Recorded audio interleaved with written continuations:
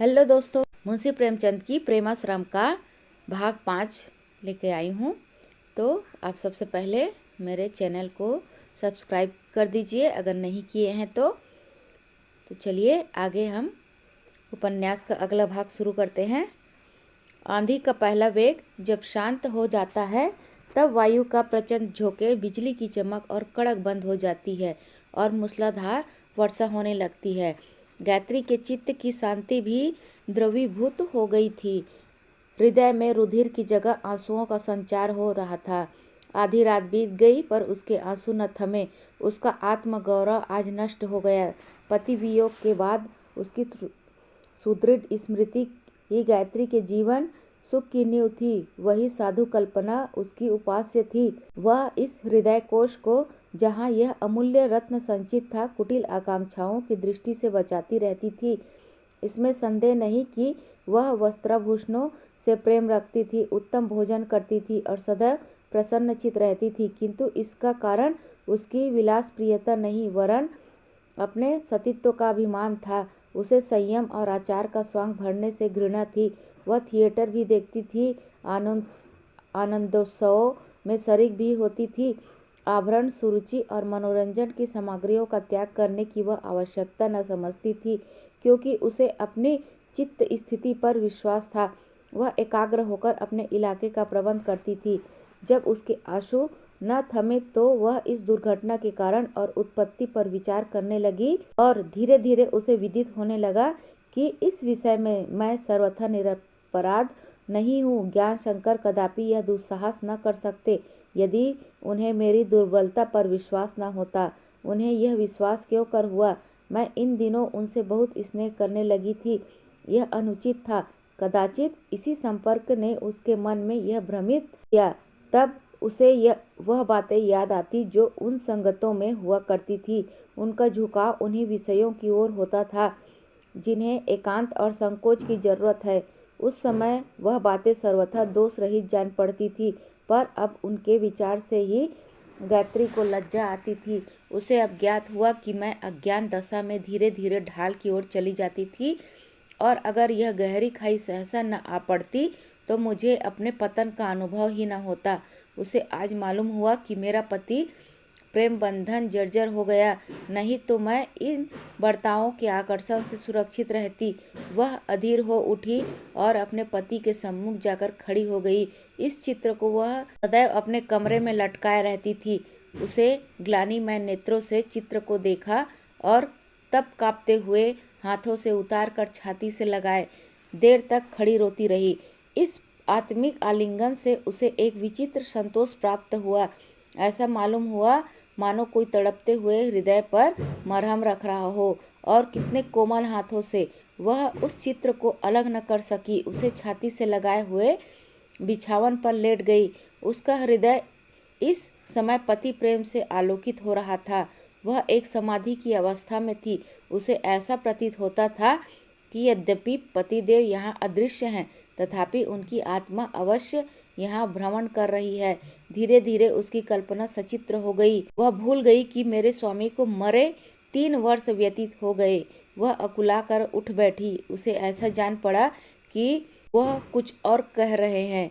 यह तुम्हारी कुटिलता का घाव है।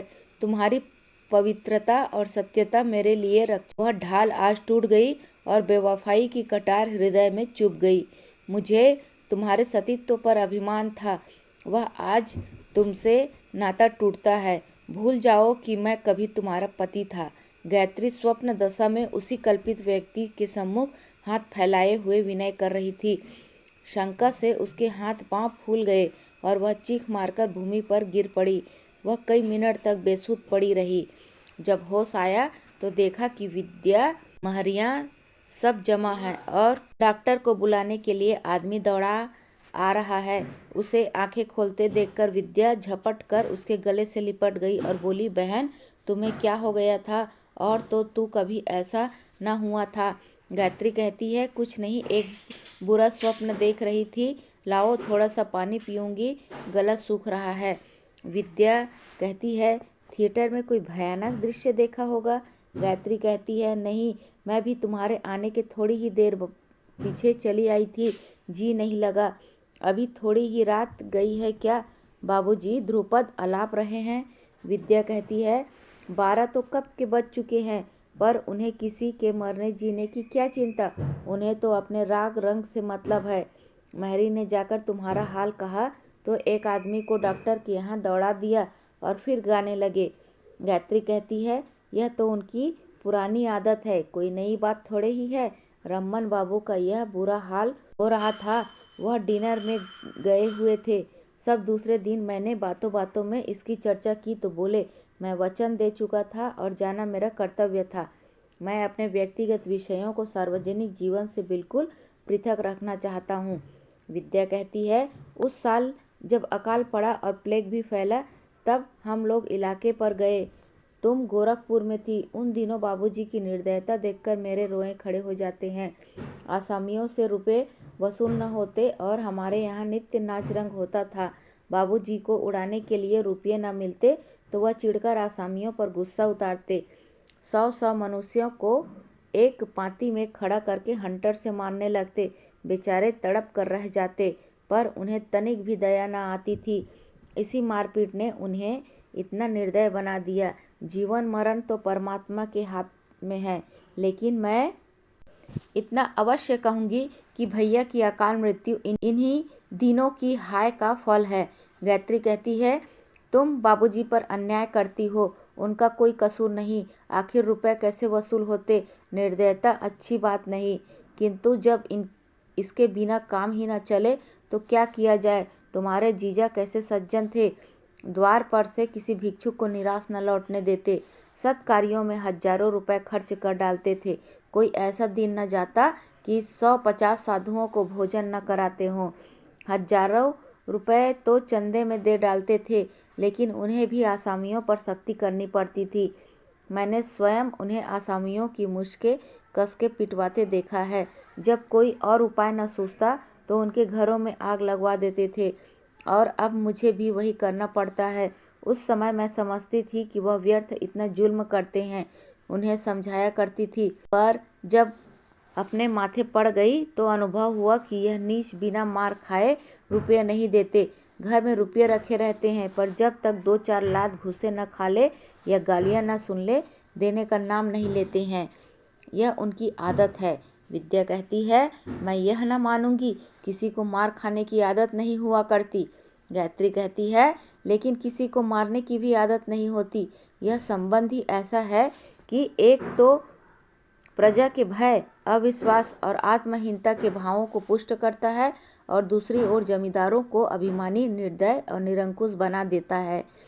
विद्या ने इसका जवाब न दिया। दोनों बहनें एक ही पलंग पर लेटी। गायत्री के मन में कई बार इच्छा हुई कि आज की घटना को विद्या से बयां कर दूं। उनके हृदय पर एक बोझ सा रखा हुआ था, इसे वह हल्का करना चाहती थी। ज्ञान शंकर को विद्या की दृष्टि में गिराना भी अभिष्ट था, यद्यपि उसका स्वयं अपमान होता था। लेकिन ज्ञान शंकर को लज्जित और निंदित करने के लिए वह इतना मूल्य देने पर तैयार थी, किंतु बात मुंह तक आकर लौट जाती थी और गायत्री को कोई बात न सूझती थी। अकस्मात उसे एक विचार सूझ पड़ा। उसने विद्या को हिलाकर कहा क्या सोने लगी? मेरा जी चाहता है कि कल परसों तक यहाँ से चली जाऊँ। विद्या ने कहा इतनी जल्द? भला जब तक मैं रहूँ तब तक तो रहो। गायत्री कहती नहीं, अब यहाँ जी नहीं लगता, वहाँ कामकाज भी तो देखना है। विद्या कहती है लेकिन अभी तक तो तुमने बाबूजी से इसकी चर्चा भी नहीं की। गायत्री कहती है उनसे क्या कहना, जाऊँ चाहे रहूँ दोनों एक ही है। विद्या फिर कहती है तो फिर मैं भी न रहूँगी, तुम्हारे साथ ही चली जाऊँगी।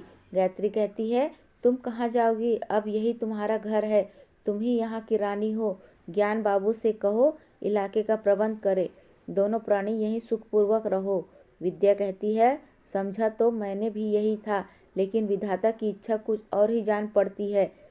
कई दिन से बराबर देख रही हूँ कि पंडित परमानंद नित्य आते हैं, चिंताराम भी आते हैं। ये लोग कोई न कोई षड्यंत्र रच रहे हैं। तुम्हारे चले जाने से इन्हें और भी अवसर मिल जाएगा। गायत्री कहती है तो क्या बाबूजी को फिर विवाह करने कह सूझी क्या? विद्या कहती है मुझे तो ऐसा ही मालूम होता है। गायत्री फिर कहती है अगर यह विचार उसके मन में आया तो वह किसी के रोके न रुकेंगे। मेरा लिहाज वे करते हैं, पर इस विषय में शायद ही मेरी राय ले। उन्हें मालूम है कि उन्हें क्या राय दूंगी। विद्या कहती है, तुम रहती तो उन्हें कुछ न कुछ संकोच अवश्य होता। गायत्री फिर कहती है, मुझे इसकी आशा नहीं। वहाँ रहूंगी तो कम से कम वहाँ देख रेख तो करती रहूंगी। 3 महीने हो गए, लोगों ने न जाने क्या क्या उपद्रव खड़े किए होंगे। 1 दर्जन नाते द्वार द्वार पर खड़े पड़े रहते हैं। एक महाशय नाते में मेरे मामू होते हैं, वे सुबह से शाम तक मछलियों का शिकार किया करते हैं।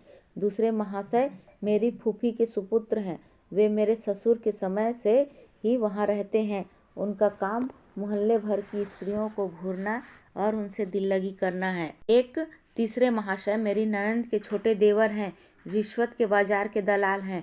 इस काम से जो समय बचता है वह भंग पीने पिलाने में लगे रहते हैं। इन लोगों में बड़ा भारी गुण यह है कि संतोषी हैं। आनंद से भोजन वस्त्र मिलता जाए, इसके सिवा उन्हें कोई चिंता नहीं। हाँ, जमींदारी का घमंड सबको है। सभी आसामियों पर रोब जमाना चाहते हैं। उनका गला दबाने के लिए सब तत्पर रहते हैं। बेचारे किसानों को जो अपने परिश्रम की रोटियां खाते हैं, इन निठल्लों का अत्याचार केवल इसलिए सहना पड़ता है कि वह मेरे दूर के नातेदार हैं। मुफ्तखोरी ने उन्हें इतना आत्मशून्य बना दिया है कि चाहे जितनी रुखाई से पेश आओ, टलने का नाम न लेंगे। अधिक नहीं तो 10 परिवार ऐसे होंगे जो मेरी मृत्यु का स्वप्न देखने में जीवन के दिन काट रहे हैं। उनका बस चले तो मुझे विष दे दे। किसी के यहाँ से कोई सौगात आए, मैं उसे हाथ तक नहीं लगाती। उनका काम बस यही है कि बैठे बैठे उत्पात किया करे, मेरे काम में विघ्न डाला करे। कोई आसामियों को फोड़ता है, कोई मेरे नौकर को तोड़ता है, कोई मुझे बदनाम करने पर तुला हुआ है। तुम्हें सुनकर हंसी आएगी। कई महाशय विरासत की आशा में ढेवड़े दूने सूद पर ऋण लेकर पेट पालते हैं। कुछ नहीं बन पड़ता तो उपवास करते हैं, किंतु विरासत का अभिमान जीविका की कोई आयोजना नहीं करने देता। इन लोगों ने मेरी अनुपस्थिति में न जाने क्या क्या गुल खिलाए होंगे। अभी मुझे जाने दो। बाबूजी भी जल्द ही पहाड़ पर चले जाएंगे। यदि ऐसा कोई जरूरत आ पड़े तो मुझे पत्र लिखना, चली आऊंगी। 2 दिन गायत्री ने किस प्रकार काटे, ज्ञान शंकर से फिर बातचीत की नौबत नहीं आई। तीसरे दिन वह विदा हुई। राय साहब स्टेशन तक पहुंचाने आए। ज्ञान शंकर भी साथ थे। गायत्री गाड़ी में बैठी। राय साहब खिड़की पर झुके हुए आम और खरबूजे, लीचियां और अंगूर ले लेकर गाड़ी में भरते जाते थे। गायत्री बार बार कहती थी कि इतने फल क्या होंगे, कौन सी यात्रा है, किंतु राय साहब एक न सुनते थे। यह भी रियासत की एकांत थी। ज्ञान शंकर एक बेंच पर उदास बैठे हुए थे। गायत्री को उन पर दया आ गई। वियोग के समय हम सहृदय हो जाते हैं। चलते चलते हम किसी पर अपना ऋण चाहे छोड़ जाएं, किंतु ऋण लेकर जाना नहीं चाहते। जब गाड़ी ने सीटी दी तो ज्ञान शंकर चौंक कर बेंच पर से उठे और गायत्री के सम्मुख आकर उसे लज्जित और प्रार्थी नेत्रों से देखा। आंसू भरे हुए थे, पश्चाताप की सजीव मूर्ति थी। गायत्री भी खिड़की पर आई, कुछ कहना चाहती थी, पर गाड़ी चलने लगी। ज्ञान शंकर की विनय मूर्ति रास्ते भर उसकी आंखों के सामने फिरती रही। गायत्री के जाने के बाद ज्ञान शंकर को भी वहां रहना दूभर हो गया। सौभाग्य उन्हें हवा के घोड़े पर बैठाए रिद्धि और सिद्धि के स्वर्ग में लिए जाता था, किंतु एक ही ठोकर में चमकते हुए नक्षत्र अदृश्य हो गए। वह प्राण पोषक शीतल वायु, वह विस्तृत नभ मंडल और सुखद कामनाएं लुप्त हो गई, और वह फिर उसी अंधकार में निराश और विडंबित पड़े हुए थे। उन्हें लक्षणों से विदित होता जाता था कि राय साहब विवाह करने पर तुले हुए हैं, और उनका दुर्बल क्रोध दिनों दिन अदम्य होता जाता था। वह राय साहब की इंद्रिय लिप्सा पर, क्षुद्रता पर झल्ला झल्ला कर रह जाते। कभी कभी अपने को समझाते हुए कि मुझे बुरा मानने का कोई अधिकार नहीं, राय साहब अपनी जायदाद के मालिक हैं, उन्हें विवाह करने की पूर्ण स्वतंत्रता है। वह अभी हिष्ट पुष्ट है, उम्र भी ज़्यादा नहीं। उन्हें ऐसी क्या पड़ी है कि मेरे लिए इतना त्याग करे। मेरे लिए यह कितनी लज्जा की बात है कि अपने स्वार्थ के लिए उनका बुरा चाह रहा हूँ, उनके कुल के अंत होने की अमंगल कामना करूँ। यह मेरी घोर नीचता है, लेकिन विचारों को इस उद्देश्य से हटाने का प्रयत्न एक प्रतिक्रिया का रूप धारण कर लेता था, जो अपने बहाव में धैर्य और संतोष के बांध को तोड़ डालता था। तब उनका हृदय उस शुभ मुहूर्त के लिए विकल हो जाता था जब वह अतुल संपत्ति अपने हाथों में आ जाएगी, जब वह यहाँ मेहमान के अस्थायी रूप से नहीं, स्वामी के स्थायी रूप से निवास करेंगे। वह नित इसी कल्पित सुख के भोगने में मग्न रहते थे। प्रायः रात रात भर जागते रह जाते और आनंद के स्वप्न देखा करते।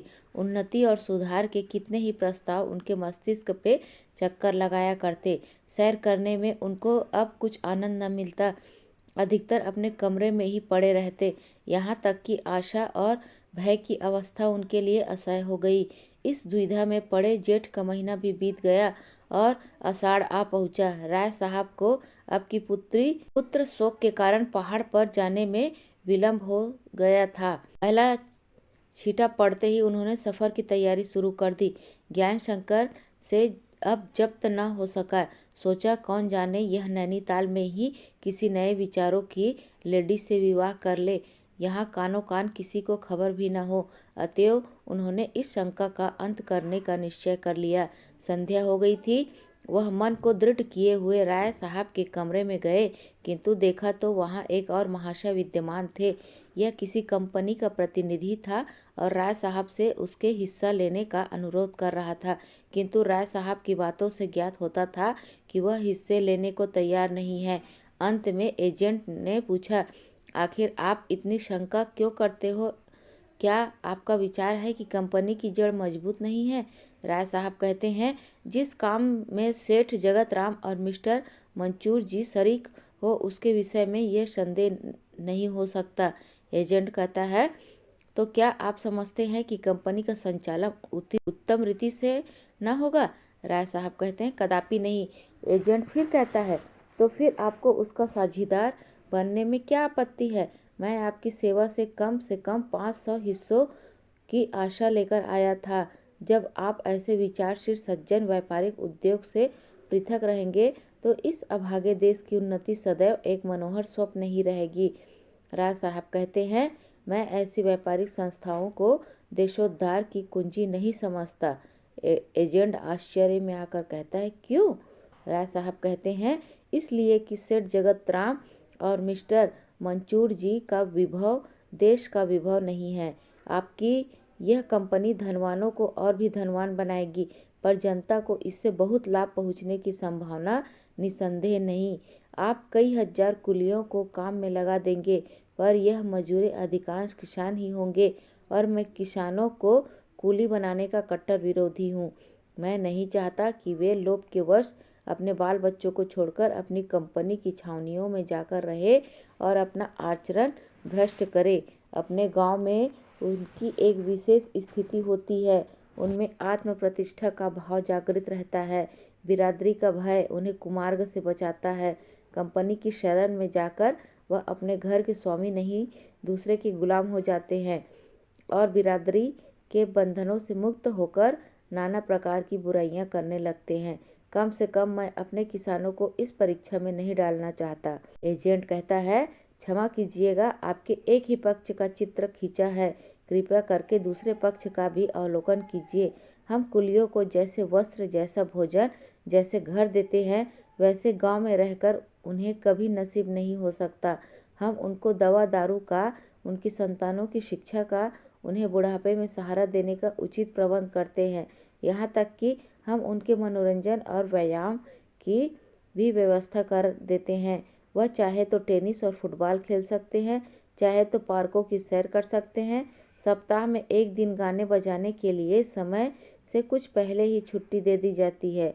जहाँ तक मैं समझता हूँ कि पार्कों में रहने के बाद कोई कुली फिर खेती की परवाह न करेगा। साहब कहते हैं, नहीं, मैं इसे कदापि स्वीकार नहीं कर सकता।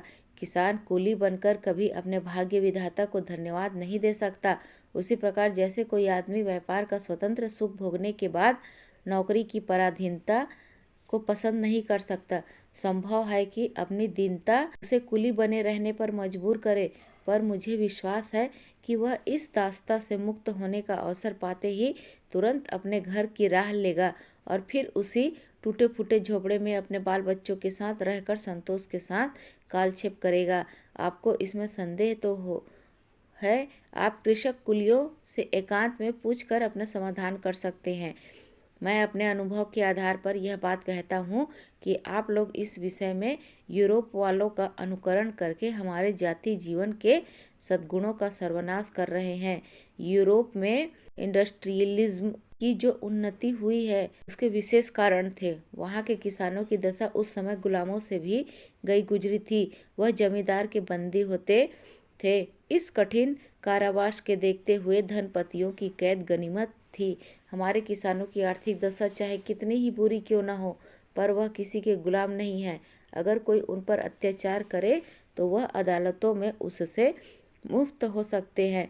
नीति की दृष्टि में किसान को जमींदार दोनों बराबर है। एजेंट कहता है, मैं श्रीमान से विवाद करने की इच्छा तो नहीं रखता, पर मैं स्वयं छोटा मोटा किसान हूँ और मुझे किसानों की दशा का यथार्थ ज्ञान है। आप यूरोप के किसानों को गुलाम कहते हैं, लेकिन यहाँ के किसानों की दशा उससे अच्छी नहीं है।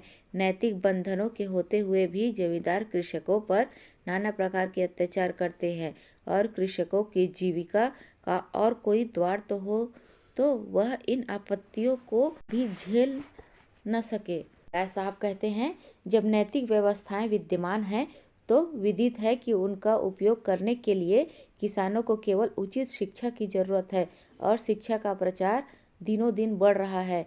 मैं मानता हूँ कि जमींदार के हाथों किसानों की बड़ी दुर्दशा होती है। मैं स्वयं इस विषय में सर्वथा निर्दोष नहीं हूँ। बेगार लेता हूँ, डांड बीज भी लेता हूँ। बेदखली या इजाफा का कोई अक्सर हाथ से नहीं जाने देता। आसामियों पर अपना रोब जमाने के लिए अधिकारियों की खुशामद भी करता हूँ। साम दंड भेद सभी के से काम लेता हूँ, पर इसका कारण क्या है? वही पुरानी प्रथा, किसानों की मूर्खता और नैतिक अज्ञान। शिक्षा का यथेष्ट प्रचार होते ही जमींदारों के हाथ से यह सब मौके निकल जाएंगे। मनुष्य स्वार्थी जीव है और यह असंभव है कि जब तक उसे धींगा धींगी के मौके मिलते रहें वह उनसे लाभ न उठाए। आपका यह कथन सत्य है कि किसानों को यह विडंबनाएं इसलिए सहनी पड़ती है कि उनके लिए जीविका के और सभी द्वार बंद है। निश्चय ही उनके लिए जीवन निर्वाह के अन्य साधनों का अवतरण होना चाहिए, नहीं तो उनका पारस्परिक द्वेष और संघर्ष उन्हें हमेशा जमींदारों का गुलाम बनाए रखेगा। चाहे कानून उनकी कितनी रक्षा और सहायता क्यों न करे, किंतु यह साधन ऐसे होने चाहिए जो उनके आचार व्यवहार को भ्रष्ट न करे, उन्हें घर से निर्वासित करके दुर्व्यसनों के जाल में न फंसाए, उनके आत्माभिमान का सर्वनाश न करे। और यह उसी दशा में हो सकता है जब घरेलू शिल्प का प्रचार किया जाए और वह अपने गांव में कुल और बिरादरी की तीव्र दृष्टि के सम्मुख अपना अपना काम करते रहे। एजेंट फिर कहता है, आपका अभिप्राय कॉटेज इंडस्ट्री, गृह उद्योग या कुटीर शिल्प से है। समाचार पत्रों में कहीं कहीं इनकी चर्चा भी हो रही है, किंतु इनका सबसे बड़ा पक्षपाती भी यह दावा नहीं कर सकता कि इसके द्वारा आप विदेशी वस्तुओं का सफलता के साथ अवरोध कर सकते हैं। राय साहब फिर कहते हैं, इसके लिए हमें विदेशी वस्तुओं पर कर लगाना पड़ेगा। यूरोप वाले दूसरे देशों से कच्चा माल ले जाते हैं, जहाज का किराया देते हैं, मजदूरों को कड़ी मजदूरी देनी पड़ती है, उस पर हिस्सेदारों को नफ़ा खूब चाहिए। हमारा घरेलू शिल्प इन समस्त बाधाओं से मुक्त रहेगा और कोई कारण नहीं कि उचित संगठन के साथ वह विदेशी व्यापार पर विजय पा सके। वास्तव में हमने कभी इस प्रश्न पर ध्यान ही नहीं दिया। पूंजी वाले लोग इस समस्या पर विचार करते हुए डरते हैं। वे जानते हैं कि घरेलू शिल्प हमारे प्रभुत्व का अंत कर देगा, इसलिए वह इसका विरोध करते रहते हैं। ज्ञान शंकर ने इस विवाद में भाग न लिया। राय साहब की युक्तियाँ अर्थशास्त्र के सिद्धांतों के प्रतिकूल थी, पर इस समय उन्हें उनका खंडन करने का अवकाश न था। अब एजेंट ने अपनी दाल गलते न देखी तो विदा हो गए। राय साहब ज्ञान शंकर को उत्सुक देखकर समझ गए कि यह कुछ कहना चाहते हैं, पर संकोचवश चुप हैं। बोले, आप कुछ कहना चाहते हैं तो कहिए, मुझे फुर्सत है। ज्ञान शंकर की जबान न खुल सकी। उन्हें अब ज्ञात हो रहा था कि मैं जो कथन करने आया हूँ वह सर्वथा असंगत है। सज्जनता के बिल्कुल विरुद्ध। राय साहब को कितना दुख होगा और वह मुझे मन में कितना लोभी और क्षुद्र समझेंगे। बोले, कुछ नहीं, मैं केवल ये पूछने आया था कि आप नैनीताल जाने का कब तक विचार करते हैं। राय साहब कहते हैं, आप मुझसे उड़ रहे हैं। आपकी आंखें कह रही है कि आपके मन में कोई और बात है। साफ कहिए, मैं आपस में बिल्कुल सच्चाई चाहता हूँ। ज्ञानशंकर बड़े असमंजस में पड़े। अंत में शकुचाते हुए बोले, यही तो मेरी भी इच्छा है, पर यह बात ऐसी भद्दी है कि आपसे कहते हुए लज्जा आती है। राय साहब कहते हैं, मैं समझ गया, आपके कहने की जरूरत नहीं।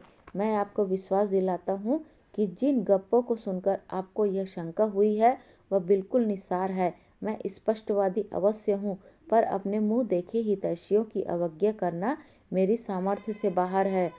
पर जैसा आपसे कह चुका हूँ, वह किंवदंतियाँ सर्वथा असार है। यह तो आप जानते हैं कि मैं पिंडे पानी का कायल नहीं, और न यही समझता हूँ कि संतान के बिना मेरा संसार सूना हो जाएगा। रहा इंद्रिय सुख भोग, उसके लिए मेरे पास इतने साधन हैं कि मैं पैरों में लोहे की बेड़ियां डाले बिना ही उसका आनंद उठा सकता हूँ। और फिर मैं कभी काम वासना का गुलाम नहीं रहा। नहीं तो इस अवस्था में आप मुझे इतना हिष्ट पुष्ट न देखते। मुझे लोग कितना ही विलासी समझे, पर वास्तव में मैंने युवावस्था से ही संयम का पालन किया है। मैं समझता हूँ कि इन बातों से आपकी शंका निवृत्त हो गई होगी, लेकिन बुरा न मानिएगा। उड़ती खबरों को सुनकर इतना व्यस्त हो जाना मेरी दृष्टि में आपका सम्मान नहीं बढ़ाता। मान लीजिए मैंने विवाह करने का निश्चय ही कर लिया हो तो यह आवश्यक नहीं है कि उससे संतान भी हो, और हो भी तो पुत्र ही, और पुत्र भी हो तो जीवित रहे। फिर मायाशंकर अभी अबोध बालक हैं। विधाता ने उसके भाग्य में क्या लिख दिया है, इसे हम या आप नहीं जानते। यह भी मान लीजिए कि वह वयस्क होकर मेरा उत्तराधिकारी भी हो जाए, तो यह आवश्यक नहीं कि वह इतना कर्तव्यपरायण और सच्चरित्र हो जितना आप चाहते हैं। यदि वह समझदार होता और उसके मन में यह शंकाएं पैदा होती तो मैं क्षम्य समझता, लेकिन आप जैसे बुद्धिमान मनुष्य का एक निर्मूल कल्पित संभावना के पीछे अपना दाना पानी हराम कर लेना बड़ी खेद की बात है। इस कथन के पहले भाग से ज्ञानशंकर को संतोष न हुआ था। अंतिम भाग को सुनकर निराशा हुई। वे समझ गए कि यह चर्चा इन्हें अच्छी नहीं लगती, और यद्यपि युक्तियों से यह मुझे शांत करना चाहते हैं, पर वास्तव में इन्होंने विवाह करने का निश्चय कर लिया है। इतना ही नहीं, इन्हें यहाँ मेरा रहना अखर रहा है। मुझे यह अपना आश्रित न समझते तो कदापि इस तरह आड़ हाथों न लेते। उनका गौरवशील हृदय प्रत्युत्तर देने के लिए विकल हो उठा, पर उन्होंने जब्त किया। इस कड़वी दवा को पान कर लेना ही उचित समझा। मन में कहा, आप मेरे साथ दोरंगी चाल चल रहे हैं। मैं साबित कर दूंगा कि कम से कम इस व्यवहार में मैं आपसे हेठा नहीं हूँ। उन्होंने कुछ जवाब न दिया। राय साहब को भी इन बातों को कहने का खेद हुआ। ज्ञानशंकर का मन रखने के लिए इधर उधर की बातें करने लगे। नैनीताल का भी जिक्र आ गया। उन्होंने अपने साथ चलने को कहा। ज्ञानशंकर राजी हो गए। इसमें दो लाभ थे। एक तो वह राय साहब को नज़रबंद कर सकेंगे, दूसरे वह उच्चाधिकारियों पर अपनी योग्यता का सिक्का बिठा सकेंगे। संभव है राय साहब की सिफारिश उन्हें किसी ऊंचे पद पर पहुंचा दे। यात्रा की तैयारियां करने लगे। यद्यपि गांव वालों ने गौस खां पर जरा भी आंच न आने दी थी, लेकिन ज्वाला सिंह का उनके बर्ताव के विषय में पूछताछ करना उनके शांति हरण के लिए काफ़ी था। चपरासी, नाजिर, मुंशी सभी चकित हो गए थे कि इस अक्खड़ लड़के ने डिप्टी साहब पर न जाने क्या जादू कर दिया कि उनकी काया ही पलट गई। ईंधन, पुआल, हांडी, बर्तन, दूध, दही, मांस, मछली, साग भाजी सभी चीज़ें बेगार में लेने को मना करते हैं। तब तो हमारा गुजर हो चुका। ऐसा भत्ता ही कौन बहुत मिलता है। यह लड़का एक पाजी निकला। एक तो हमें फटकारे सुनाई, उस पर यह और रद्दा जमा गया। चलकर डिप्टी साहब से कह देना चाहिए, आज यह दुर्दशा हुई है, दूसरे गांव में इससे भी बुरा हाल होगा। हम लोग पानी को तरस जाएंगे। अतः ज्यों ही ज्वाला सिंह लौट कर आए, सब के सब उनके सामने जाकर खड़े हो गए। इजाद हुसैन को फिर उनका मुखपात्र बनना पड़ा। ज्वाला सिंह ने रुष्ट भाव से देखकर पूछा, कहिए आप लोग कैसे चले, कुछ कहना चाहते हैं? मीर साहब, आपने इन लोगों को मेरा हुक्म सुना दिया है ना? इजाद हुसैन कहता है, जी हाँ, यही हुक्म सुनकर तो यह लोग घबराए हुए आपकी खिदमत में हाजिर हुए हैं। कल इस गांव में एक सख्त वारदात हो गई। गांव के लोग चपरासियों से लड़ने पर आमादा हो गए। ये लोग जान बचाकर चले न आए होते तो फौजदारी हो जाती। इन लोगों ने इसकी इत्तला करके हुजूर के आराम में खलल डालना मुनासिब नहीं समझा, लेकिन आज मुमानियत सुनकर इनके होश उड़ गए। पहले ही बेगार आसानी से न मिलती थी, अब जो लोग इस हुक्म की खबर पाएंगे तो और भी शेर हो जाएंगे। कल जो हंगामा हुआ उसका बानिम बानी वही नौजवान था जो सुबह हुजूर की खिदमत में हाजिर हुआ था। उसकी कुछ तभी होनी निहायत जरूरी है। ज्वाला सिंह कहते हैं, उसकी बातों से तो मालूम होता था कि चपरासियों ने ही उसके साथ सख्ती की थी। एक चपरासी कहता है, वह तो कहेगा ही, लेकिन खुदा गवाह है, हम लोग भाग न आए होते तो जान की खैर न थी। ऐसी जिल्लत आज तक कभी न सुनी थी। हम लोग चार चार पैसे के लिए मुलाजिम हैं, पर हाकिमों के इकबाल से बड़ों बड़ों की कोई हकीकत नहीं समझते। गौस खा कहते हैं, हुजूर, वह लड़का इंतहा दर्जे का शरीर है, उसके मारे हम लोगों का गांव में रहना दुश्वार हो गया है। रोज एक न एक तूफान खड़ा किए रहता है। दूसरा चपरासी कहता है, हुजूर ही लोगों की गुलामी में उम्र कटी, लेकिन कभी ऐसी दुर्गति न हुई थी। इजाद हुसैन कहता है, हुजूर की रियाया परवरी में कोई शक नहीं, हुक्काम को रहम दिल होना चाहिए, लेकिन हक तो यह है कि बेगार बंद हो जाए तो इन टके के आदमियों का किसी तरह गुजर ही न हो। ज्वाला सिंह कहता है, नहीं, मैं इन्हें तकलीफ नहीं देना चाहता। मेरी मंशा सिर्फ यह है कि रियाया पर बेजा सख्ती न हो। मैंने इन लोगों को जो हुक्म दिया है उसमें उनकी ज़रूरतों का काफ़ी लिहाज रखा है। मैं यह नहीं समझता कि सदर में यह लोग जिन चीज़ों के बगैर गुजर कर सकते हैं उनकी देहात में आकर क्यों ज़रूरत पड़ती है। चपरासी कहता है, हुजूर, हम लोगों को जैसे चाहे रखे, आपके गुलाम हैं, पर इसमें हुजूर की बराबरी नहीं होती। गौस खां कहता है, जी हाँ, यह देहाती लोग उसे हाकिम ही नहीं समझते जो इनके साथ नरमी से पेश आए। हुजूर को हिंदुस्तानी समझकर यह लोग ऐसी दिलेरी करते हैं। अंग्रेज हुक्काम आते हैं तो कोई चूप ही नहीं करता। अभी 2 हफ्ते होते हैं, पादरी साहब तशरीफ लाए थे और हफ्ते भर रहे, लेकिन सारा गांव हाथ बांधे खड़ा रहता था। इजाद हुसैन कहता है, आप बिल्कुल दुरुस्त फरमाते हैं। हिंदुस्तानी हुक्काम को यह लोग हाकिम ही नहीं समझते जब तक वह इनके साथ सख्ती न करे। ज्वाला सिंह ने अपनी मर्यादा बढ़ाने के लिए ही अंग्रेजी रहन सहन ग्रहण किया था। वह अपने को किसी अंग्रेज से कम न समझते थे। अंग्रेजों से मिलने जाते तो टोपी हाथ में ले लेते, जूते उतारने में अपमान से बच जाते। रेलगाड़ी में अंग्रेजों के ही साथ बैठते थे। लोग अपनी बोलचाल में उन्हें साहब भी कहा करते थे। हिंदुस्तानी समझना उन्हें गाली देना था। गौस खा और इजाद हुसैन की बातें निशाने पर बैठ गई। अक्कड़ कर बोले, अच्छा यह बात है तो मैं भी दिखा देता हूँ कि मैं किसी अंग्रेज से कम नहीं हूँ। यह लोग भी समझेंगे कि किसी हिंदुस्तानी हाकिम से काम पड़ा था। अब तक तो मैं यही समझता था कि सारी खता हम ही लोगों की है। अब मालूम हुआ कि यह देहातियों की शरारत है। अहमद साहब, आप हल्के के सब इंस्पेक्टर हो, रुबगार लिखिए कि वह फौरन इस मामले की तहकीकात करके अपनी रिपोर्ट पेश करे। चपरासी कहता है, ज़्यादा नहीं तो हुजूर इन लोगों से मुचलका तो ज़रूर ही ले लिया जाए। गौस खां कहता है, इस लड़के की गोशमाली ज़रूरी है। ज्वाला सिंह कहता है, जब तक रिपोर्ट ना आ जाए मैं कुछ नहीं करना चाहता। परिणाम यह हुआ कि शाम के समय बाबू दयाशंकर जो फिर बहाल होकर इसी हलके में नियुक्त हुए थे, लखनपुर आ पहुँचे। कई कांस्टेबल भी साथ थे। इन लोगों ने चौपाल में आसन जमाए। गांव के सब आदमी जमा किए गए, मगर बलराज का पता न था। वह और रंगी दोनों नील गायों को भगाने गए थे। दरोगा जी न बिगड़ कर मनोहर ने कहा, तेरा बेटा कहाँ है? सारे फिसाद की जड़ तो वही है, तूने कहीं भगा तो नहीं दिया? उसे जल्द हाजिर कर, नहीं तो वारंट जारी कर दूंगा।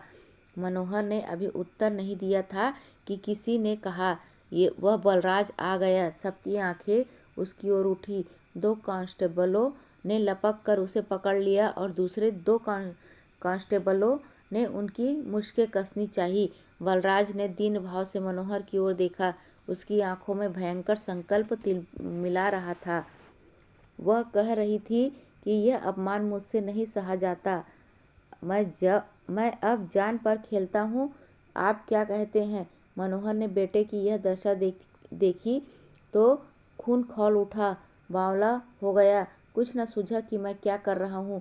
बाज की तरह टूटकर बलराज के पास पहुंचा और दोनों कांस्टेबलों को धक्का देकर बोला, छोड़ दो, नहीं तो अच्छा न होगा। इतना कहते कहते उसकी जबान बंद हो गई और आंखों से आंसू निकल पड़े। सुक्खू चौधरी मन में फूले न समाते थे।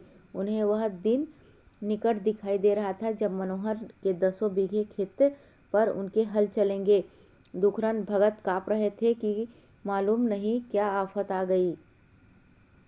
डपट सिंह सोच रहे थे कि भगवान करे मारपीट हो जाए तो इन लोगों की खूब कुंदी की जाए, और विशेषण साथ थर थर काँप रहे थे।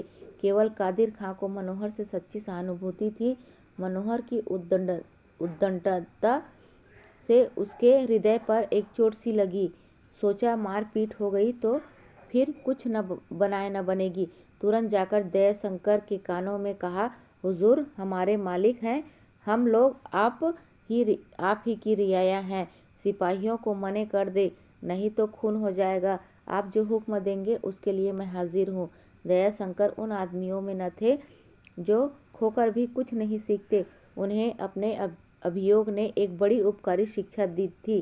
पहले वह यथासंभव रिश्वत अकेले ही हजम कर लिया करते थे। इससे थाने के अन्य अधिकारी उनसे द्वेष किया करते थे। अब उन्होंने बांट कर खाना सीखा था। इससे सारा थाना उन पर जान देता था। इसके अतिरिक्त अब वह पहले की भांति अश्लील शब्दों का व्यवहार न करते थे। उन्हें अब अनुभव हो रहा था कि सज्जनता केवल नैतिक महत्व ही की वस्तु नहीं है, उसका आर्थिक महत्व भी कम नहीं है। सारांश यह है कि सब उनके स्वभाव में अनर्गलता की जगह गंभीरता का समावेश हो गया था। वह इस झमेले में सारे गांव को समेटकर अपना स्वार्थ सिद्ध करना चाहते थे। कांस्टेबलों का अत्याचार इस उद्देश्य में बाधक हो सकता था। अतः उन्होंने सिपाहियों को शांत किया और बयान लिखने लगे। पहले चपरासियों के बयान हुए। उन्होंने अपना सारा क्रोध बलराज पर उतारा। गौस खां और उनके दोनों शहनों ने भी इसी से मिलता जुलता बयान दिया। केवल बिंदा महाराज का बयान कुछ कमजोर था। अब गांव वालों के इजहार की बारी आई। पहले तो इन लोगों ने समझा था कि सारे गांव पर आफत आने वाली है, लेकिन विपक्षियों के बयान से विदित हुआ कि सब उद्योग बलराज को फंसाने के लिए किए जा रहे हैं। बलराज पर उनकी सहृदयता के कारण समस्त गांव जान देता था। पारस्परिक स्नेह और सहृदयता भी ग्राम्य जीवन का एक शुभ लक्षण है। इस अवसर पर केवल सच्ची बात कहने से ही बलराज की जान बचती थी। अपनी ओर से कुछ घटाने या बढ़ाने की जरूरत न थी। अतः लोगों ने साहस से काम लिया और सारी घटना सच कह सुनाई। केवल बलराज के कठोर शब्दों पर पर्दा डाल दिया। विपक्षियों ने उन्हें फोड़ने में कोई बात न उठा रखी, पर कादिर खां की दृढ़ता ने किसी को विचलित न होने दिया। 8 बजते बजते तहकीकात समाप्त हो गई। बलराज को हिरासत में लेने के लिए प्रमाण न मिले। गौस खां दांत पीस कर रह गए। दरोगा जी चौपाल से उठकर अंदर के कमरे में जा बैठे। गांव के लोग एक एक करके सरकने लगे। डपट सिंह ने अकड़ कर कहा, गांव में फूट न हो तो कोई कुछ नहीं कर सकता। दरोगा जी कैसी जीरा करते थे कि कोई फूट हो जाए। दुखरन कहता है, भगवान चाहेंगे तो अब सब कुछ न होगा, मेल बड़ी चीज है। मनोहर कहता है, भाई तुम लोगों ने मेरी आबरू रख ली, नहीं तो कुशल नहीं थी। डपट सिंह कहता है, लश्कर वालों ने समझा था जैसे दूसरे गांव वालों को दबा लेते हैं वैसे ही इन लोगों को भी दबा लेंगे। दुखरन कहता है, इस गांव पर महावीर स्वामी का साया है, इसे क्या कोई खाकर दबाएगा? मनोहर कहता है, कादिर भैया, जब दोनों कांस्टेबलों ने बालू का हाथ पकड़ा तो मेरे बदन में जैसे आग लग गई। अगर वह छोड़ न देते तो चाहे जान से जाता, पर एक की तो जान लेकर ही छोड़ता। डपट सिंह, आश्चर्य तो यह है कि बलराज से इतना जब्त कैसे हुआ? बलराज कहता है, मेरी तो जैसे सिट्टी पिट्टी भूल गई थी। मालूम होता था हाथों में दम ही नहीं है। हाँ, जब वह सब दादा से हाथापाई करने लगे तब मुझसे जब्त न हो सका। दुखरान कहता है, चलो भगवान की दया से सब अच्छा ही हुआ, अब कोई चिंता नहीं है। यह बातें करते हुए लोग अपने अपने घर गए। मनोहर अभी भोजन करके चिलम पी रहा था कि बिंदा महाराज आकर बैठ गए। यह बड़ा सहृदय मनुष्य था तो जमींदार का नौकर, पर उसकी सहानुभूति सदैव आसामियों के साथ रहती थी। मनोहर उसे देखते ही खाट पर से उठ बैठा। बिलासी घर में से निकल आई और बलराज, जो ऊख की गंडेरियां काट रहा था, हाथ में गड़ासा लिए आकर खड़ा हो गया। आजकल रुख पेरी जाती थी, पहर रात रहे कोल्हू खड़े हो जाते थे। मनोहर ने पूछा, कहो महाराज, कैसे चले? चौपाल में क्या हो रहा है? बिंदा कहता है, तुम्हारा गला रेतने की तैयारियां हो रही है। दरोगा जी ने गांव के मुखिया लोगों को बुलाया है और सबसे अपना अपना बयान बदलने के लिए कहा है। धमका रहे हैं कि बयान न बदलोगे तो सबसे मुचलका ले लेंगे। उस पर 100 रुपये की थैली अलग मांगते हैं। डर के मारे सबकी नानी मर रही है, बयान बदलने पर तैयार हैं। मैंने सोचा चल कर तुम्हें खबर तो दे दूं। जमींदार के चाकर हैं तो क्या, पर हम और तुम एक। मनोहर के पांव तले से जमीन निकल गई। बिलासी सन्नाटे में आ गई। बलराज के भी होश उड़ गए। गरीबों ने समझा था बला टल गई, अपने काम धंधे में लगे हुए थे। इस समाचार ने आंधी के झोंके की तरह आकर नौका को डांवाडोल कर दिया। किसी के मुंह से आवाज न निकली। बिंदा ने फिर कहा, सबों ने कैसा अच्छा बयान दिया था। मैंने समझा था वह अपनी बात पर अड़े रहेंगे, पर सब कायर निकले, एक ही धमकी में पानी हो गए। मनोहर कहता है, मेरे ऊपर कोई ग्रह दशा आई हुई है और क्या। इस लड़के के पीछे देखे क्या क्या दुर्गति होती है। बिंदा कहती है, रात तो बहुत हो गई है, पर बड़े तो लोगों के पास जाओ, अरज विनती करो, कौन जाने मान ही जाए। बलराज ने तन कर कहा, न किसी भकुए के पास जाने का काम नहीं। यही न होगा, मेरी सजा हो जाएगी। ऐसे कायरों से भगवान बचाए। मुचलके के नाम से जिनके प्राण सूखे जाते हैं, उनका कोई भरोसा नहीं। यहाँ मर्द है, सजा से नहीं डरते। कोई चोरी नहीं की है, डाका नहीं मारा है, सच्ची बात के पीछे सजा से नहीं डरते। सजा नहीं, गला कट जाए तब भी डरने वाले नहीं। मनोहर कहता है, अरे बाबा चुप भी रह, आया है बड़ा मर्द बन के। जब तेरी उम्र थी तो हम भी आकाश पर दिया जलाते थे, पर अब वह कलेजा कहाँ से लाए। बिंदा कहती है, इन लड़कों की बातें ऐसी ही होती है। यह जाने माँ बाप के दिल पर क्या गुजरती है। जाओ कहो सुनो, धिक्कारो, आंखें चार होने पर कुछ न कुछ मुरव्वत आ ही जाती है। बिलासी कहता है, हाँ अपनी वाली कर लो, आगे जो भाग में बदा है वह तो होगा ही। 9 बज चुके थे। प्रकृति कोहरे के सागर में डूबी हुई थी। घरों के द्वार बंद हो चुके थे। अलाव भी ठंडे हो गए थे। केवल सुक्खू चौधरी के कोल्हाड़े में गुड़ पक रहा था। कई आदमी भट्टे के सामने आग ताप रहे थे। गांव की गरीब स्त्रियां अपने अपने घड़े लिए गर्म रस की प्रतीक्षा कर रही थी। इतने में मनोहर आकर सुक्खू के पास बैठ गया। चौधरी अभी चौपाल से लौटे थे और अपने मेलियों से दरोगा जी की सज्जनता की प्रशंसा कर रहे थे। मनोहर को देखते ही बात बदल दी और बोले, आओ मनोहर बैठो। इन लोगों को चाशनी की परख नहीं है। कल एक पूरा ताव बिगड़ गया था। दरोगा जी तो बहुत मुंह फैला रहे थे। कहते हैं सबसे मुचलका लेंगे, उस पर 100 थैली अलग मांगते हैं। हाकिमों के बीच से बोलना जान जोखिम है। जरा सी सुई का पहाड़ हो गया। मुचलका का नाम सुनते ही सब लोग थरथरा रहे हैं, अपने अपने बयान बदलने पर तैयार हो रहे हैं। मनोहर कहता है, तब तो बल्लू के फंसने में कोई कसर ही नहीं रही। सुक्खू कहता है, हाँ बयान बदल जाएंगे तो उसका बचना मुश्किल है। इसी के मारे मैंने अपना बयान न दिया था।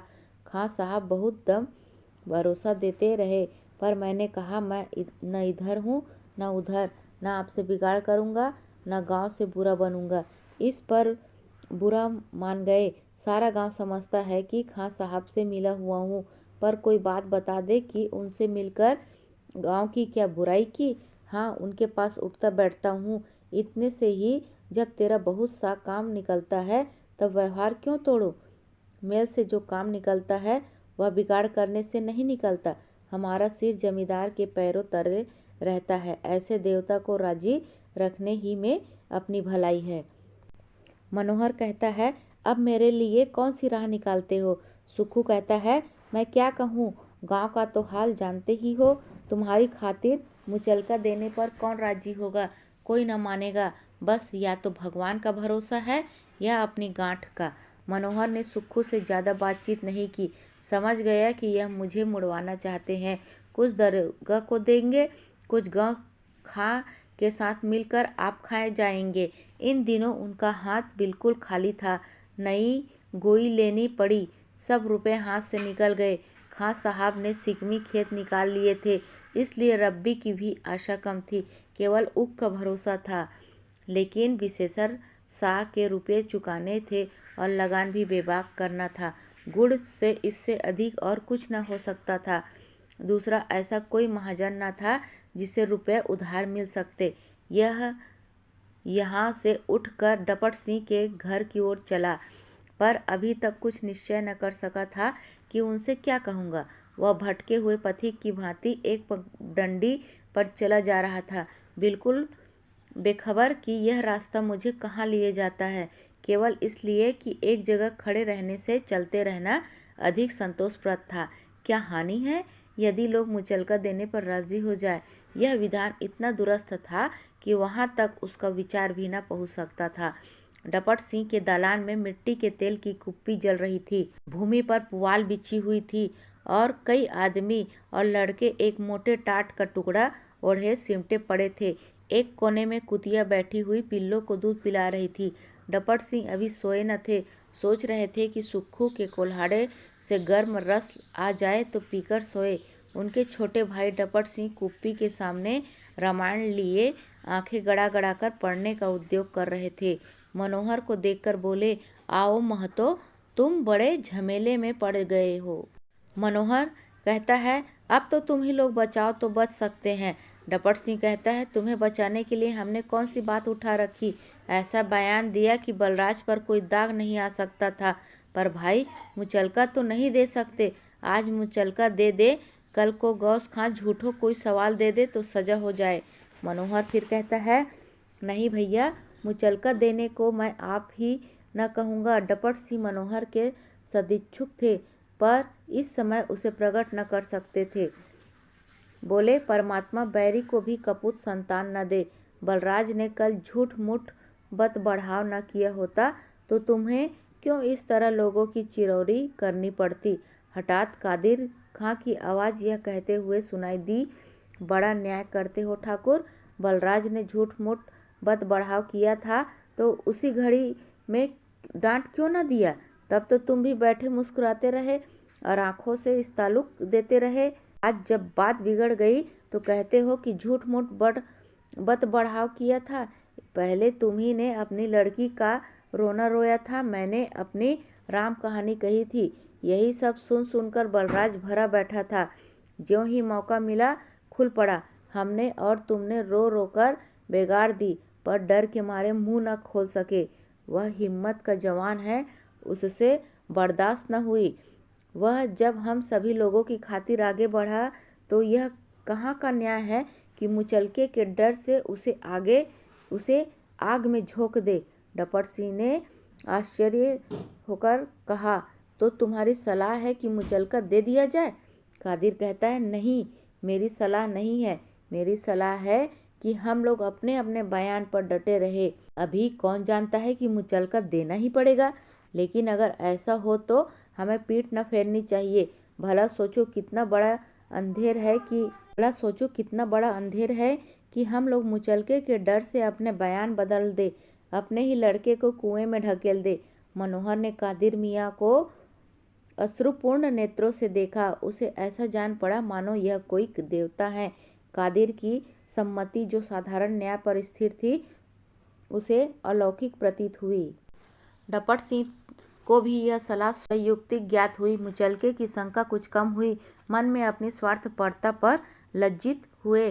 तीस पर भी मन में यह विचार न निकल सका कि प्रस्तुत विषय का सारा भार बलराज के सिर है। बोले, कादिर भाई, यह तो तुम नाहक कहते हो कि मैंने बलराज को इस ताल्लुक दिया। मैंने बलराज से कब कहा कि तुम लश्कर वालों से तुलक लाम करना? यह रार तो उसने आप ही बढ़ाई है। उसका स्वभाव ही ऐसा कड़ा ठहरा। आज जो सिपाहियों से उलझा है, कल को किसी पर हाथ ही चला दे तो हम लोग कहाँ तक उसकी ही हिमायत करते फिरेंगे। कादिर कहता है तो मैं तुमसे कब कहता हूँ कि उसकी हिमायत करो? वह बुरी राह चलेगा तो आप ठोकर खाएगा। मेरा कहना यही है कि हम लोग अपनी आंखों की देखी और कानों की सुनी बातों में किसी के भय से उलटफेर न करें, अपनी जान बचाने के लिए फरेब न करें। मुचलके की बात ही क्या, हमारा धर्म है कि अगर सच कहने के लिए जेहल भी जाना पड़े तो सच में मुंह न मोड़े। डपट सिंह को अब निकलने का कोई रास्ता न रहा, किंतु फिर भी इस निश्चय को व्यवहारिक रूप से मानने का कोई संभावित मार्ग निकल आने की आशा बनी हुई थी। बोले, अच्छा मान लो हम और तुम सब अपने बयान पर अड़े रहे, लेकिन विशेषर और दुखरन को क्या करोगे? वह किसी विध न मानेंगे। कादिर कहता है, उनको भी खींचे लाता हूँ। मानेंगे कैसे नहीं? अगर अल्लाह का डर है तो कभी निकल ही नहीं सकते। यह कहकर कादिर खां चले गए और थोड़ी देर में दोनों आदमियों को साथ लिए पहुँचे। विशेषर शाह ने तो आते ही डपट सिंह की ओर प्रश्न सूचक दृष्टि से आंखें नचा कर देखा, मानो पूछना चाहते हैं कि तुम्हारी क्या सलाह है। और दुखरन भगत, जो दोनों जून मंदिर में पूजा करने जाया करते थे और जिन्हें राम चर्चा से कभी तृप्ति न होती थी, इस तरह सिर झुकाकर बैठ गए मानो उस पर वज्रपात हो गया है, या कादिर खां उन्हें किसी गहरी खो में गिरा रहे हैं। इन्हें यहाँ बैठकर कादिर खां ने अपनी पगड़ी से थोड़ी सी तंबाकू निकाली, अलाव से आग लाए और 2-3 दम लगाकर चिलम का डपट सिंह की ओर बढ़ाते हुए बोले, कहो भगत, कल दरोगा जी के पास चलकर क्या करना होगा? दुखरन कहता है, जो तुम लोग करोगे वही मैं भी करूँगा। हाँ, मुचलका न देना पड़े।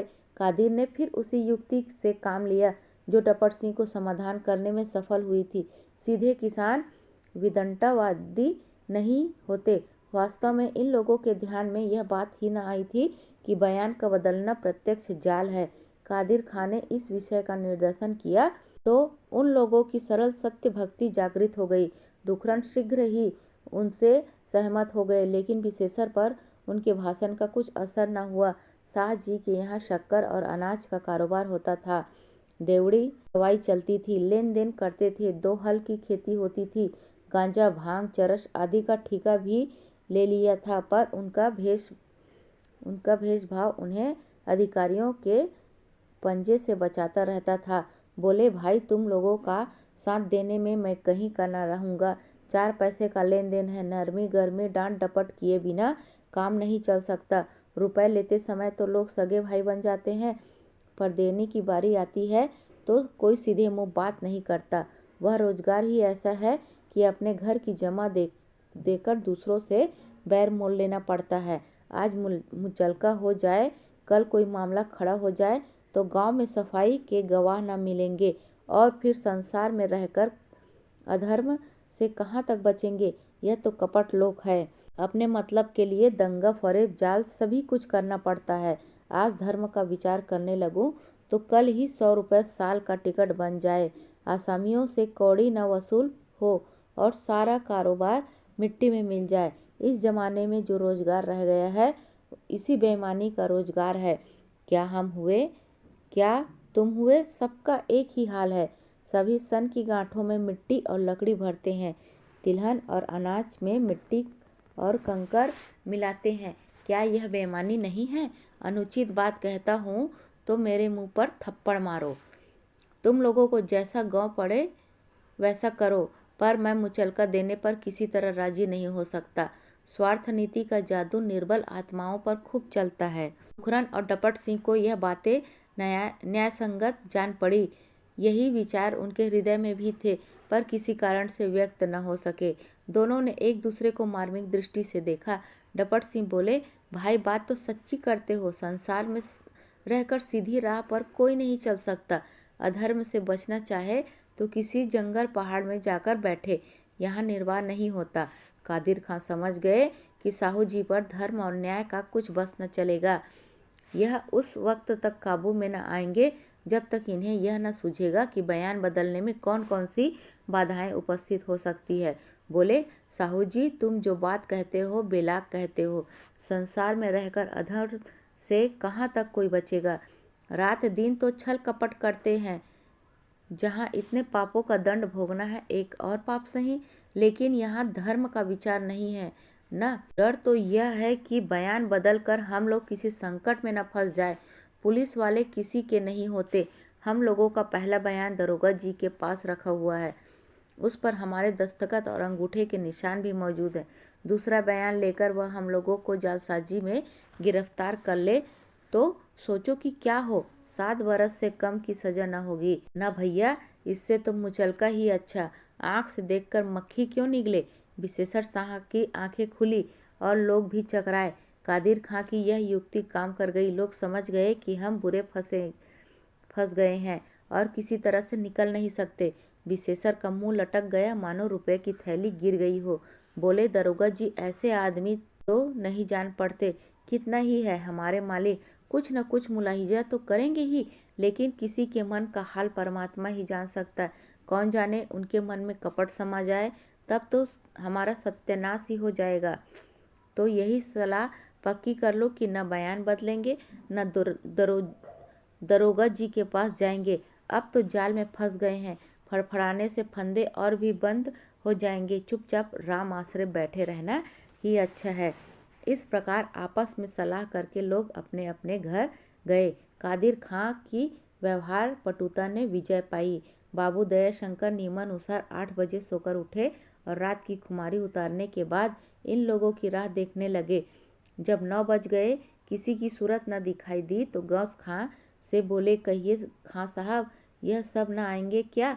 देर बहुत हुई। गौस खां कहता है, हाँ आया तो था। गौस खां कहता है, क्या जाने कल सबों में क्या मिस्टेक हुई।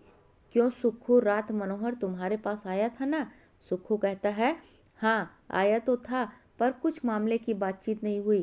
कादिर मियाँ बड़ी रात तक सबके घर घर घूमते रहे। उन्होंने सबों को मंत्र दिया होगा।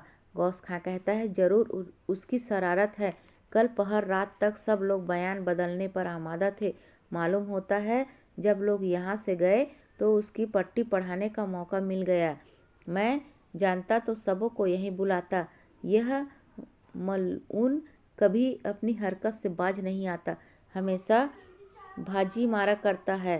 दयाशंकर कहता है, अच्छी बात है, तो अब रिपोर्ट लिख डालता हूँ। मुझे गांव वालों की तरफ से किसी किस्म की ज्यादती का सबूत नहीं मिलता। गौस खां कहता है, हुजूर, खुदा के लिए ऐसी रिपोर्ट न लिखे, वरना यह सब और शेर हो जाएंगे।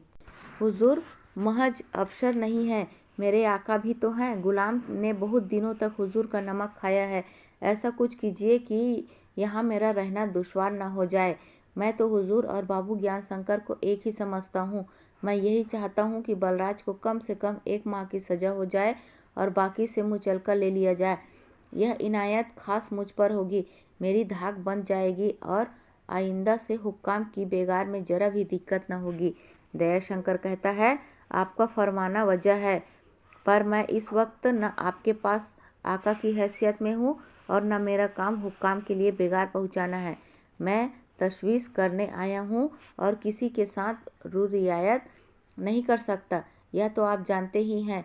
मैंने मुफ्त कलम उठाने का सबक नहीं पढ़ा, किसी पर जब्र नहीं करता, सख्ती नहीं करता। सिर्फ काम की मजदूरी चाहता हूँ और खुशी से जो मुझसे काम लेना चाहे उजरत पेश करे। और मुझे महज अपनी फिक्र तो नहीं, मेरे मातहत और भी तो कितने ही छोटी छोटी तनख्वाहों के लोग हैं, उनका गुजर कैसे हो। गांव में आपकी धाक बन जाएगी, इससे मेरा फ़ायदा। आप असमियों को लूटेंगे, मेरी गरज। गांव वालों से मेरी कोई दुश्मनी नहीं, बल्कि वह गरीब तो मेरे पुराने वफादार असामी हैं। मैं मच्छर नहीं कि डंक मारता फिरूं। कसम खा चुका हूँ कि अब 100 से कम की तरफ निगाह न उठाऊंगा। यह रकम चाहे आप दे या काला चोर दे, मेरे सामने रकम आनी चाहिए। गुनाहें बेलज्जत नहीं कर सकता। गौस खां ने बहुत मिन्नत समाकत की, अपनी हीन दशा का रोना रोया, अपनी दुर्व्यवस्था का पचड़ा गाया, पर दरोगा जी टस से मस न हुए। खां साहब ने लोगों को नीचा दिखाने का निश्चय किया, इसी में उनका कल्याण था। दरोगा जी के पूजार्पण के सिवा अन्य कोई उपाय न था। सोचा जब मेरी धाक जम जाएगी तो ऐसे ऐसे कई 100 का वारा न्यारा कर दूंगा। कुछ रुपए अपने संदूक से निकाले, कुछ सुक्खू चौधरी के लिए और दरोगा जी की खिदमत में पेश किए। वह रुपये उन्होंने अपने गांव में एक मस्जिद बनवाने के लिए जमा किए थे। निकालते हुए हार्दिक वेदना हुई, पर समस्या ने विवश कर दिया था। दयाशंकर ने काले काले रुपयों के ढेर देखा तो चेहरा खिल उठा। बोले, अब आपकी फतह है। वह रिपोर्ट लिखता हूँ कि मिस्टर ज्वाला सिंह भी फड़क जाए। मगर आपने यह रुपये जमीन में दफन कर रखे थे क्या? गौस खां कहता है, अब हुजूर कुछ न पूछे, बरसों की कमाई है, ये पसीने के दाग हैं। दयाशंकर हंसकर कहता है, आपके पसीने के दाग न होंगे, हाँ आसामियों के खूने जिगर के दाग हैं। 10 बजे रिपोर्ट तैयार हो गई। 2 दिन तक सारे गांव में कोहराम मचा रहा। लोग तलब हुए, फिर सबके बयान हुए। अंत में सबसे 100-100 रुपये के मुचलके ले लिए गए। कादिर खां घर से बाहर निकलना मुश्किल हो गया। शाम हो गई। बाबू ज्वाला सिंह शिकार खेलने गए हुए थे। फैसला कल सुनाया जाने वाला था। गौस खां इजाद हुसैन के पास आकर बैठ गए और बोले, क्या डिप्टी साहब अभी शिकार से वापस नहीं आए? इजाद हुसैन ने कहा, कहीं घड़ी रात तक लौटेंगे। हुकूमत का मजा तो दौरे में ही मिलता है। घंटे आध घंटे कचहरी की, बाकी सारे दिन मटर गश्ती करते रहे। रोजाना मचा भरने को लिख दिया, पड़ताल करते रहे। गौस खां कहता है, आपको तो मालूम ही होगा, दरोगा जी ने मुझे आज खूब पथरा। इजाद कहता है, इन हिंदुओं से खुदा समझे, यह बल के मतअस्सिब होते हैं। हमारे साहब बहादुर भी बड़े मुनसिब बनते हैं, मगर जब कोई खाली होती है तो वह हिंदू को ही देते हैं। अर्दली चपरासी मजीद को आप जानते होंगे, अभी हाल में उसने जिल्लबंदी की दुकान खोल ली, नौकरी से इस्तीफा दे दिया। आपने उसकी जगह एक गंवार अहीर को मुकर्रर कर लिया है, तो अर्दली चपरासी पर उसका काम है गाय दूहना, उन्हें चारा पानी देना। दौरे के चौकीदारों में 2 कहार रख लिए हैं, उनसे खिदमतगारी का काम लेते हैं। जब इन हथकंडों से काम चले तो बेगार की जरूरत ही क्या। हम लोगों को अलबत्ता हुक्म मिला है, बेगार न लिया करो। सूर्य अस्त हुए। खां साहब को याद आ गया कि नमाज का वक्त गुजरा जाता है। वजू किया और एक पेड़ के नीचे नमाज पढ़ने लगे। इतने में विशेषर शाह ने रावटी के द्वार पर आकर अहमद साहब को अदब से सलाम किया। स्थूल शरीर, गाढ़े की मिर्जई, उस पर गाढ़े की दोहर, सिर पर एक मैली सी पगड़ी, नंगे पांव, मुख मलिन, स्वार्थपूर्ण विनय की मूर्ति बने हुए थे। एक चपरासी ने डांट कर कहा, यहाँ कहाँ घुसे चले जाते हो? कुछ अफसरों का अदब लिहाज भी है। विशेषर शाह 2-3 पग पीछे हट गए और हाथ बांधकर बोले, सरकार एक विनती है, हुक्म हो तो अर्ज करूं? इजाद कहता है, क्या कहते हो? तुम लोगों के मारे तो दम मारने की फुर्सत नहीं। जब देखो एक न एक आदमी शैतान की तरह सिर पर सवार रहता है। विशेषर कहता है, हुजूर बड़ी देर से खड़ा हूँ। इजाद कहता है, अच्छा, खैर अपना मतलब कहो। विशेषर कहता है, यही अर्ज है कि हुजूर की मुझसे मुचलका न लिया जाए। बड़ा गरीब हूँ सरकार, मिट्टी में मिल जाऊंगा। अहमद साहब के यहाँ ऐसे गरज के बावले, आँख के अंधे, गांठ के पूरे नित्य ही आया करते थे। वह उनके कल पुर्जे खूब जानते थे। पहले मुँह फेरा कफर अपनी व्यवस्था प्रकट की, पर भाव ऐसी शालीनतापूर्ण बनाए रखा कि शिकार हाथ से न निकल जाए। अंत में मामले पर आए रुपये लेते हुए ऐसा मुंह बनाया मानो दे रहे हो। साथ जी को दिलासा देकर विदा किया। चपरासी ने पूछा, क्या इसे मुचलका न लिया जाएगा? इजाद कहता है, लिया क्यों न जाएगा, फैसला लिखा हुआ तैयार है। इसके लिए जैसे 100 वैसे 120। मैंने उससे यह हरगिज नहीं कहा कि तुम्हें मुचलका से निजात दिला दूंगा। महज इतना ही कह दिया कि तुम्हारे लिए अपने इम्कान पर कोशिश करूँगा। उसकी तस्कीन इतने से ही हो गई तो मुझे ज़्यादा दर्द की क्या ज़रूरत थी। रिश्वत को लोग नाहक बदनाम करते हैं। इस वक्त मैं इससे रुपये न लेता तो इसकी न जाने क्या हालत होती। मालूम नहीं कहाँ कहाँ दौड़ता और क्या क्या करता। रुपए देकर इसके सिर को बोझ हल्का हो गया और दिल पर से बोझ उतर गया।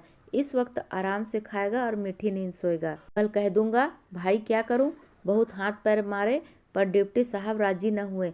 मौका देखूंगा तो एक चाल और चलूंगा। कहूंगा डिप्टी साहब को कुछ नज़र दिए बिना काम ना पूरा होगा।